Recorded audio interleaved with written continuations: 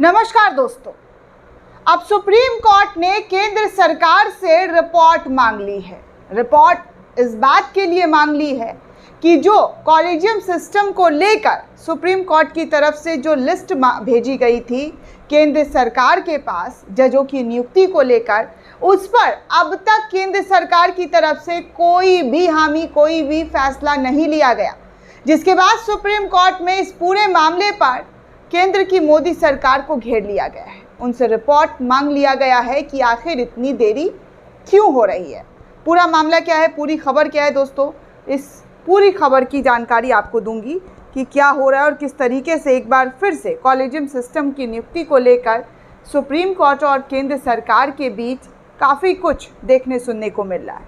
कहा जा रहा है कि सुप्रीम कोर्ट ने कॉलेजियम की ओर से भेजे गए नामों पर केंद्र सरकार की ओर से मुहर ना लगाने पर अब जवाब मांग लिया है।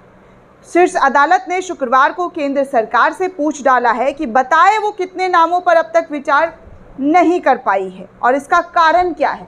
कारण बताइए, जो लिस्ट भेजा गया है उस लिस्ट में आपने अब तक किन किन नामों पर मुहर लगाया और किन किन नामों पर मुहर नहीं लगाया, और नहीं लगाया है तो इसका जवाब दीजिए। इसके अलावा अदालत ने ये भी पूछा है कि यदि इन नामों पर मुहर नहीं लगी है तो वो किस स्तर पर लंबित है।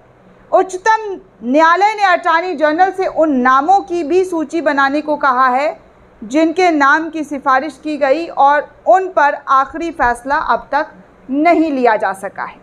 उसने ये भी बताने को कहा है कि इन नामों की मंजूरी क्यों और एवं किस स्तर पर लंबित है।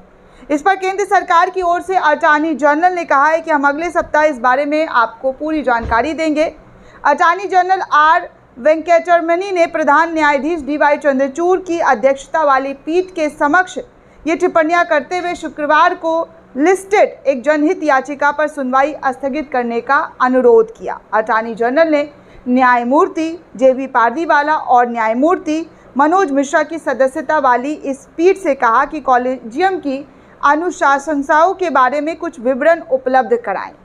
कृपया जो आपने आज इस मामले पर सुनवाई के लिए केस को लिस्टेड किया है, इस याचिका को एक सप्ताह बाद आप सुनवाई करें। पीठ ने कहा कि स्थगन के लिए दलीलें शुक्रवार को दी जा सकती है क्योंकि मामला पहले से ही विचाराधीन में है।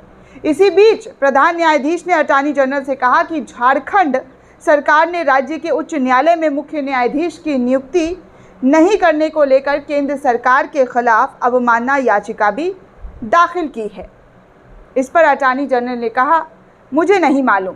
दोस्तों, आपको बता दें कि हेमंत सोरेन के नेतृत्व वाली झारखंड सरकार ने न्यायमूर्ति एम.एस. रामचंद्रन राव को झारखंड में उच्च न्यायालय का मुख्य न्यायाधीश नियुक्त करने की कॉलेजियम सिस्टम की सिफारिश को मंजूरी नहीं देने पर केंद्र सरकार के खिलाफ शीर्ष अदालत का दरवाज़ा खटखटाया है, जिसमें ये कहा गया है कि उनके द्वारा जो कॉलेजियम सिस्टम के ज़रिए जो नाम भेजे गए थे झारखंड में चीफ जस्टिस के लिए, अदालत वहाँ के अदालत में चीफ जस्टिस जो होंगे, उस पर सरकार ने कोई मुहर नहीं लगाया है। इसको लेकर भी एक याचिका केंद्र सरकार के खिलाफ दाखिल कर दी गई है। आप सभी को पता है दोस्तों कि कॉलेजियम सिस्टम को लेकर अक्सर कई सारे सवाल उठाए जाते हैं। खासकर केंद्र सरकार के कानून मंत्री, जो पिछले के पिछले कानून मंत्री हैं, वो इस पर खूब बोल चुके हैं।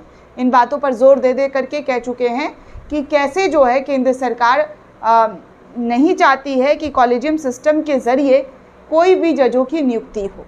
तो इस बात पर काफ़ी बहस भी हुआ था दोस्तों। हालांकि अब वो कानून मंत्री हैं भी नहीं, और इस पूरे मामले को लेकर जिस तरीके से हमेशा टीका टिप्पणी हुई है, उस पर अब सुप्रीम कोर्ट ने सरकार से जवाब तलब कर लिया है। कहा है कि आपको जो लिस्ट भेजा गया है, जिस तरीके से नियुक्ति करने की हम बात कर रहे हैं, और इतना जो स्लो प्रोसेस है, उससे कोर्ट के कामों में बहुत ज़्यादा बाधाएं आती हैं, क्योंकि कोर्ट में जजों की नियुक्ति होना बेहद ज़रूरी है और जजों की संख्या जो है कोर्ट के अंदर बहुत कम है और पेंडिंग केसेस करोड़ों में है, जिसकी वजह से सुनवाई में काफ़ी दिक्कत होती है। दोस्तों, इस पूरे रिपोर्ट को लेकर आप क्या सोचते हैं, आपकी क्या राय है, हमें कमेंट करके ज़रूर बताइएगा। साथ ही साथ अगर आपने अब तक चैनल को सब्सक्राइब नहीं किया है तो जल्दी से चैनल को सब्सक्राइब कीजिए ताकि हर जानकारी, हर खबर आपको मिल सके। धन्यवाद दोस्तों।